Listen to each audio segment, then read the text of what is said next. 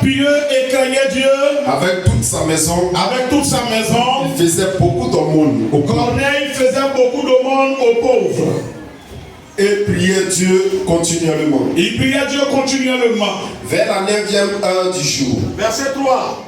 Vers la 9e heure du jour, il vit clairement dans une vision un ange de Dieu qui entra chez lui. Corneille vit dans une vision un ange de Dieu qui entra chez lui. Et qui lui dit, qui dit à Corneille, Corneille, les regards fixés sur lui, et saisi d'effroi, il répondit, qu'est-ce que Seigneur? Et l'ange lui dit, tes prières et tes aumônes sont montées devant Dieu. Et il s'en est souvenu. Et l'Éternel s'en est souvenu. Amen. Assieds-toi en acclamant la parole de Dieu.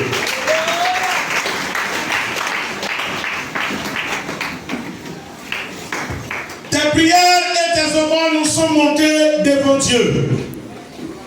Et il s'en est souvenu.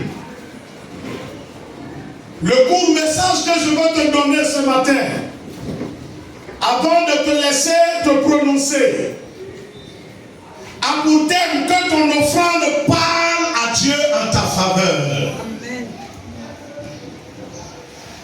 Que tes actes parlent à Dieu en ta faveur. Parce que tout parle. Alléluia. Amen. Tout parle.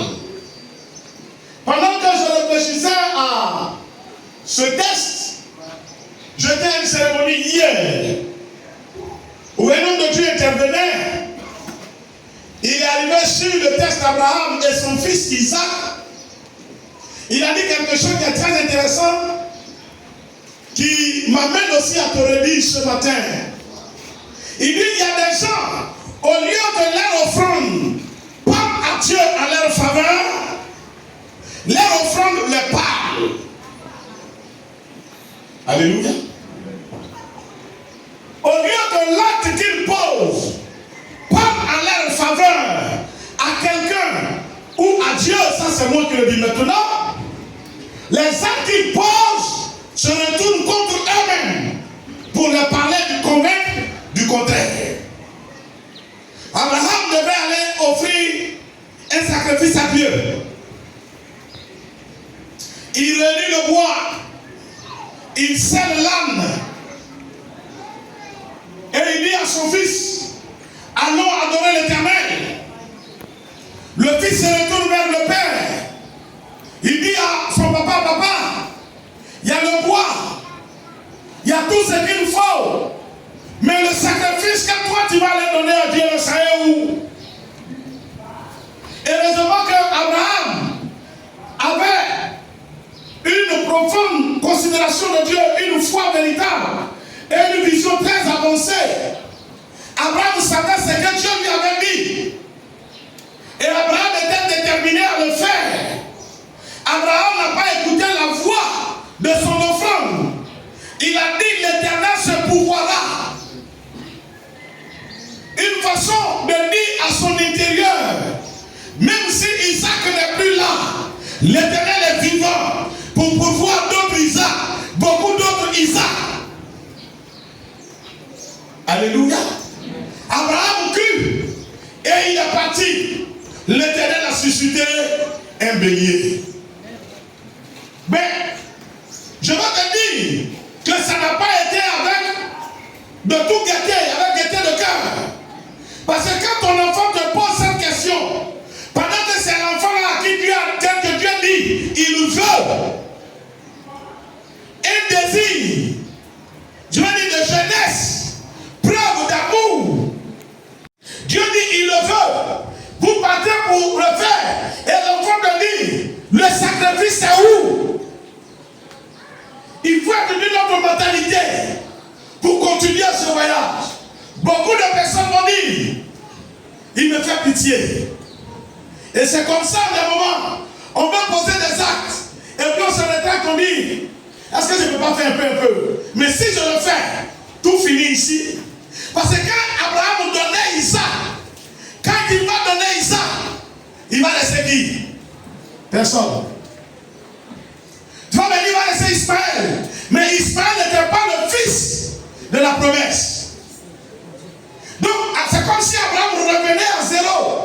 Il n'avait plus d'héritier. Mais Dieu dit quoi? Il dit, il veut Isaac. Qui m'a donné Isaac? C'est Dieu. Il veut quoi? Il veut Isaac. Moi je fais quoi? Je donne Isaac. Il n'en aura pas. Je donne Isaac. Il sait ce qu'il fait. Pour te dire une chose, les offrandes qui changent la vie, qui changent la destinée, sont difficiles à donner. Écoute-moi bien. Les offrandes qui changent la vie, qui changent la destinée, sont difficiles à donner. Et très souvent, l'offrande nous parle. C'est moi on appelle million. Million là c'est moi. Quand les gens montent, d'autres sont véhiculés. Quand les gens montent dans leur vie, ils s'achètent des maisons. Quand les gens montent dans leur vie, ils s'offrent des plantations.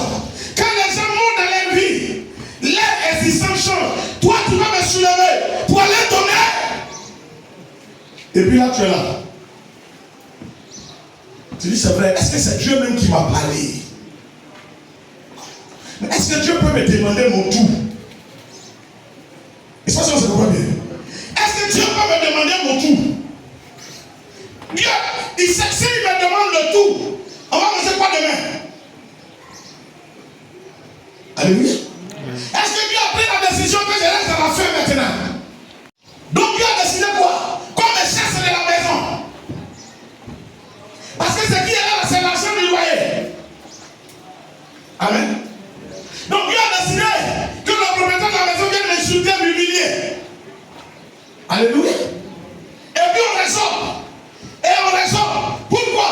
Parce que l'obéissance à cette conviction que Dieu a mis en nous va changer notre vie. Il y a un ennemi qui ne veut pas voir notre vie comment changer. Donc il amène l'offrande à nous parler. Et puis on est en dialogue avec notre offrande. Au dépend de nous-mêmes. Ou bien par le bien de quelqu'un. Il y a pas quelqu'un pour te dire, c'est que tu fais la faire attention. La Bible même dit de marcher avec sagesse. Tu donnes, tu donnes, tu donnes. Mais il faut penser aussi à toi. Mais il n'y a pas de bien intéressant de donner à Dieu. Qui me donne? C'est Dieu. Qui me donne? C'est Dieu. Je le dis, je suis chrétien, ça n'a pas encore duré. Mais j'ai dépassé 30 ans de vie chrétienne. Parce que depuis 1985, quand même, si on compte, ça peut faire au moins 20 ans. Alléluia. Bon, il ne faut pas dire tous les 37. Il faut dire 20. Alléluia. Je n'ai jamais vu quelqu'un qui sert Dieu avec ce que Dieu lui donne et puis finit malheureux. Je n'en ai jamais vu. Je répète. Je n'ai jamais vu quelqu'un de mes combien d'années? De mes 39 ans de vie chrétienne. Je n'ai jamais vu quelqu'un qui a servi Dieu avec son cœur et les moyens que Dieu lui a donnés et puis l'a regretté. Au contraire, sa vie va de changement en changement, de gloire en gloire. Et comme je le dis, peut-être ça ne file pas, mais c'est parce que ça vient de Dieu que ça ne file pas. Tu peux donner 1 million aujourd'hui en sacrifice à un féticheur. Demain tu peux avoir 20 millions, 30 millions, mais c'est suivi de beaucoup de problèmes. Mais tu peux donner 1 million à Dieu.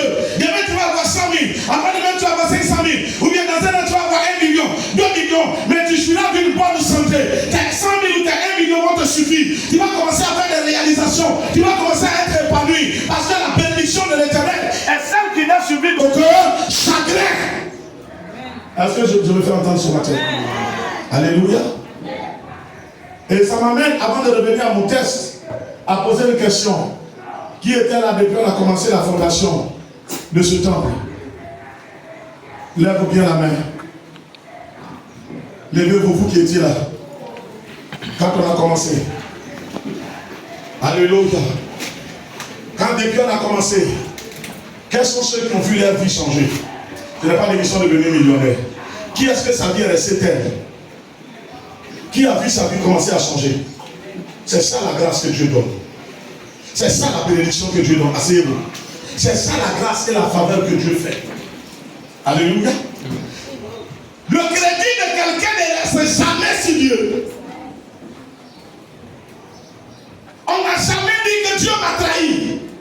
On n'a jamais dit que Dieu a été infidèle. On n'a jamais dit que Dieu m'a honni. Ça n'est sur toi que ça sera dit. Ouais. N'aie pas peur des sorciers. C'est pas toi qui as initié quelqu'un à la sorcellerie. Si les garçons n'ont qu'à s'élever contre toi, je le défie au nom de Jésus. Amen. Il n'a qu'à s'élever. Alléluia. Amen. Alléluia. Est-ce que tu m'entends? La Bible dit ici qu'un certain nommé Corneille s'intégrait dans la cohorte italienne. Ça veut dire qu'il est chef de 100. Il dirige 100 soldats. Un Romain. Il n'est même pas juif. Il est comment? Romain. Mais c'était un homme qui aimait le peuple juif. C'est un homme qui aimait faire du bien au peuple juif. Il les aimait et il aimait les assister. Avec ce qu'il recevait. La Bible dit, la marche de Corneille a touché le cœur de Dieu. La marche de Corneille a parlé à Dieu. Dieu s'en est souvenu et Dieu a envoyé un ange pour dire à Corneille que j'ai vu ta prière, j'ai vu tes aumônes. Je me suis souvenu. Quand Dieu te regarde, de quoi il se souvient? Bien aimé, quand Dieu te regarde, de quoi Dieu se souvient?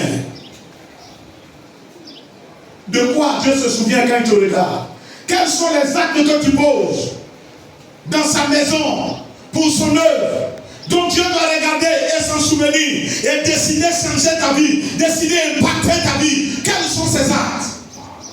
Au contraire, quand les gens sont en train de faire, tu vois qu'ils en ont trop. C'est pas parce qu'ils en ont trop. Le secret de la prospérité, c'est de donner. C'est parce qu'ils veulent devenir quelqu'un. C'est pas parce qu'ils en ont beaucoup. Mais ils ont décidé de devenir quelqu'un avec Dieu, par Dieu. Comme ils décident de donner. Donc ils donnent jusqu'à ils donnent le meilleur d'eux-mêmes. Alléluia. Alléluia. Laisse-moi te dire, l'offrande change de vie. L'offrande a changé la vie de Saül. Quand Saül était en train de rechercher les blancs de son père, le troupeau de son père, il n'était pas roi.